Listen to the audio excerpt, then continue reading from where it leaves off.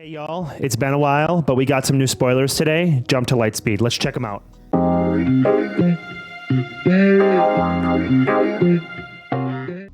All right. Hey everyone, it's been a long time since I've made content, like 3 to 4 weeks. And honestly, making content can be really hard. There's some YouTube channels where there's a team of people. And when you're by yourself or you don't have other people on your team, it can be really difficult to kind of continue momentum. And I've been spending a lot of time in my Patreon, engaging with my Patreon. So I'll put that down below. So I have been very active in the community. I just have not been active. Also, check out the Botha Network. The Botha Network is just a really cool place to find games, to watch other competitive players play games, to learn play lines. It's a really fun space, and I'm going to link both those in the description down below. So let's take a look at my screen here. Y'all, we finally got a sneak peek at the next set. So let's just go take a look at Han Solo here. So Han Solo says it's a rebel, first off. It's a 5 resource leader, so it deploys on 5. It's a rebel pilot. Action tap, reveal the top card of your deck, then attack with the unit. If the revealed card and that unit have different odd costs, that unit gets +1/+0 for this attack. So you reveal the top card of your deck, then attack. If the revealed card and the unit have different odd costs, so like 1 and 3 or 3 and 1 or 5 and 3, etc., you get +1 for the attack. Works really well with C-3PO because you can name the number that appears. And then lastly here, epic action. If you control 5 or more resources, choose one. Deploy this leader, which deploys as a vanilla 3/7 rebel, vanilla. Or, this is the new mechanic of this set, deploy this leader as an upgrade on a friendly vehicle unit without a pilot on it. So it can go on a ground or a space unit. It has to be a vehicle unit. Let's take a look at the back here. So again, rebel, Han Solo, never tell me the odds, ground unit 3/7. But if you deploy this as an upgrade, it costs 0, just like it costs 0 to deploy your leader. It costs 0 to deploy it as an upgrade.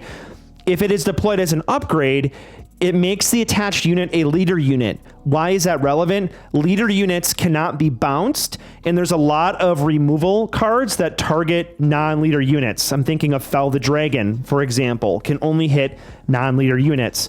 This is very, very good. On top of that, when deployed as an upgrade, so when you deploy this, for each friendly unit or upgrade that has an odd cost, ready a resource. So Bodhi, Falcon, also we got another Falcon, Cantina Bouncer, Hotshot Blaster, Smuggling Compartment, Snapshot Reflexes. All of these cards are odd cost upgrades and units that are staples in the format. Tech, DJ, right? And so this is pretty insane. We just got a rebel leader that can essentially untap 4 to 5 resources. This is basically, on the flip turn, a Boba Fett, set 1 Boba Fett on steroids. If you build your deck right and you play the deck right. This is very, very cool. And it adds +3/+4 to that vehicle unit. So you can essentially Voltron a unit and just go directly to face. And do a bunch of damage and end games really fast, especially considering this is a rebel. What is unfortunate about the upgrade portion is it can be defeated. It's been confirmed that it can be defeated by upgrade effects like Fang Fighter and Confiscate. Confiscate. Wow, I couldn't say that. Still, the ability to flex, though, from a 3/7 rebel unit, which is really good, honestly, or into a +3/+4 Voltron is very, very interesting. Again, this is just a starter deck leader, which is fascinating. I also heard that the starter decks are not going to come together. They're going to come separately, so you can buy them. All right, let's take a look at some of the cards here. So we got Chewbacca, which is a 5/6 on 5. Faithful First Mate, ground unit. This unit can't be defeated or returned to hand by enemy card abilities. That is really strong. And when you pilot this, so pilot is essentially an alternative cost. So instead of paying 5, you pay 3, and this becomes an upgrade that can go on vehicles without a pilot. Attached unit gains. This unit can't be defeated or returned to hand by enemy card abilities. This is a really, really strong upgrade. I could see this being played in a lot of decks, even like Green Sabine style decks, right? Because making that unit not be defeated by removal, this is anti-hate for control. Bosk Blue hates this card. Django hates this card, right? Other decks that, actually not Django, I mean Cad Bane, right? Because they can't defeat it, like Cad Bane Blue, Django Blue, Iden decks, Krennic decks, they can't use Takedown or Fell the Dragon. Very, very important. The next card is a kind of common event here. It's a tactic, tandem assault, attack with a space unit. If you do, attack with a ground unit, and the ground unit gets +2 for the attack. So it's kind of like a weird coordinated assault or rebel assault. It's just an interesting card. No disintegrations. It's a starter deck card. 3 cost, black-red event. Deal damage to a non-leader unit equal to 1 less than its remaining HP. Don't think this is playable at all. Very interesting. Keep in mind, if you play your leader as an upgrade, this cannot target it, so I'm not a huge fan of that card. This is a new effect here, another one.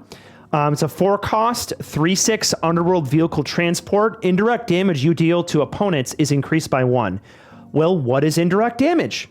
Let's look at the next card. Zigguarian Starhopper. When defeated, deal 2 indirect damage to a player. So essentially what this effect is for what I understand, this is a recycled mechanic from Star Wars Destiny. You take 2 damage and you give it to the player, and you give it to them to decide where to go. So think of Cad Bane, right? Cad Bane lets the opponent pick where to place the Cad Bane damage. This is very similar. The only thing is the damage is unpreventable, right? So that means that it hits Lurking TIE Phantom, and it hits other cards that it can't be prevented. And lastly, it can also be chosen to go to the base, but the opposing player gets to pick. I don't really like this. I don't think it's competitive, and I think it's a really bad mechanic right now. I don't really think that's a great mechanic, but I'll be happy to be proven wrong. Then we got Bosk here, another Bosk. This is second yellow-black Bosk printed, 4 cost, unit ground, 4/4 on attack. Exhaust the defender and deal 1 damage to it. It's not that great in my opinion. The piloting, pay 2, so it's a 2 cost upgrade. Attached unit gains on attack, exhaust the defender and deal 1 damage to it if it's a unit. Again, you can only pilot on vehicles, but this is not bad. +2/+2 for 2, and then on attack, you can tap things down and deal damage to it if it's a unit. That's pretty good. And what we don't know right now is we don't know if the unit gains the pilot's traits. We don't really know. The reason why that's relevant is Han Solo can give rebel traits, so we don't really know what that looks like as of yet. Next is Never Tell Me the Odds, which goes with the Han Solo deck. 3 cost, yellow-white event. Discard 3 cards from an opponent's deck and 3 cards from your deck. Deal damage to a unit equal to the number of cards with an odd cost discarded this way. So the max that this can do is 6. The minimum it can do is 0. It's a very interesting card. I don't think it's going to be playable because there's too much randomness involved. This could end up doing like 1 damage. It's just very odd. Odds. Okay, Death Space Skirmisher, 3 cost space unit, 3/3 Underworld Vehicle Fighter. These units have a lot of traits, man. When played, if you control another space unit, you may exhaust a unit. I really like this card. I think it's pretty good. It's mono yellow and it's a 3/3, so it's kind of like a weird cartel spacer. And notice that it's an unconditional exhaust. It can exhaust anything in both arenas, ground, space, unit, no conditions. That to me is pretty good, actually. All right, so Fet's Fire Spray here. You all see that? Fet's Fire Spray, 4/4 Underworld Vehicle Transport, 4 cost, black unit, space unit. When played and on attack, deal 1 indirect damage to a player. If you control Boba Fett as a unit, upgrade, or leader, deal 2 indirect damage instead. This card is okay. I don't really like the indirect damage stuff. I don't think it's very good right now, and I need to see more of it. I need to see more support for it, but by itself, it seems pretty bad. All right, so this is a very, very interesting card here. Millennium Falcon, Get Out and Push, 3/4 Rebel Vehicle Transport, 3 cost, mono white. This is the 3rd Falcon printed in this game. You may play or deploy one additional pilot on this unit. So that is very good. This can essentially be double piloted, and for every pilot that's on it, it gets +1 attack. So this with, we may see 1 cost pilots. We may say 2 cost pilots. We don't know yet, depending on the support this set gets. But this Falcon could potentially hit for, with Han Solo, 4, 5, 7. It'll be a 7-8. And if you add another pilot, it could be, you know, a 9, a 9-10, a 10-10, a 10-12. This is kind of insane. And also, when you deploy your leader onto this, it makes it a leader unit, so it can't be bounced. It can be, and it can't be defeated as, yes, it can be defeated by effects, but a lot of effects like Fell the Dragon do not work on it. It makes all the non-leader stuff not work. That seems pretty crazy to me in a double yellow Han deck where you can untap all your resources, deploy this, play Cunning, play Shoot First, play Bodhi to rip out their hate, play Spark of Rebellion. I mean, play Ezra. This just seems really, really, really good. Play Wing Leader on this thing. What is going on, right? This card is amazing. It's probably the best Rebel space unit printed beyond the Legendary Falcon. But y'all, we have 9 Falcons to play main deck in this deck. And I don't know if you actually do that, but this is pretty crazy. So I'm really excited. I did not expect this, but I thought we were going to get space leaders. Let me know what you all think about this, and I'll pull up the Han Solo again. You know, I know this is like what, the 3rd Han they've printed and the 3rd Boba Fett they've printed. That's a leader. They have multiple Han units, or sorry, you know, they have at least 1 Boba Fett unit and 1 Han unit. You know, there's only so many characters, but I gotta say this design is very exciting. It's a little complex, but it's like just enough, and it's just enough spice, you know, pun intended with Han Solo here, to actually keep me really engaged. And like, I feel like this just opened up a bunch of deck ideas with cards that were not playable before. And I'm just really excited about that. Like, Snapshot Reflexes has never been a good card. And like, it might have been good in some sort of deck you've built, right? And it might have been fun at locals, but it's never done well at competitively. That actually might be a good card in here.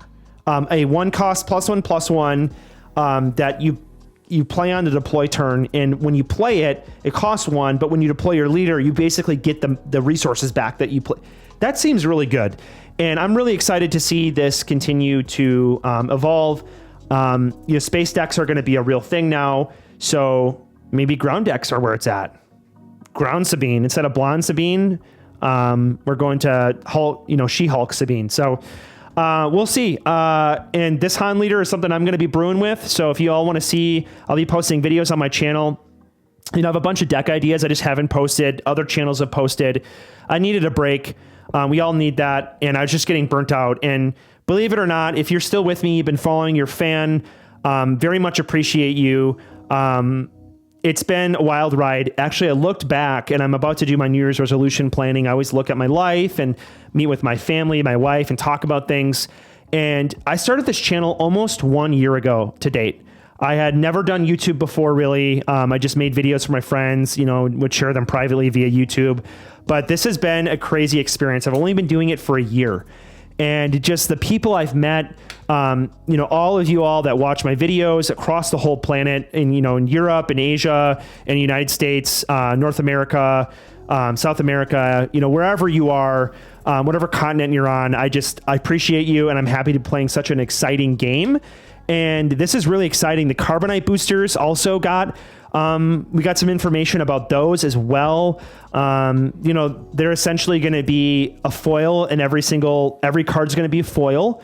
There's going to be a higher hit of showcases, a higher hit of hyperfoils based off what I'm able to discern from here. So go check that out on their website. And also there's going to be alternate prestige variant cards. I don't know what these are going to look like. I hope they're full color. I hope they're etched. I hope they're special. And I'm just excited. I was a little bit wary, but the fact that these are just essentially more hyperfoils means that it's going to still keep the legendaries expensive, but lower the price of hyperfoils a little bit, which I think we're all going to appreciate. I don't want to spend a ton of money on my hyperfoils. I just want them to look cool, right? So if that brings the variance down a little bit, that's fine. And there's a very limited run as well. So these are true collectors. And I'm very excited to see what they spoil in the weeks to come. And I hope to see you all very, very soon as PQ season starts. All right. Talk to y'all later.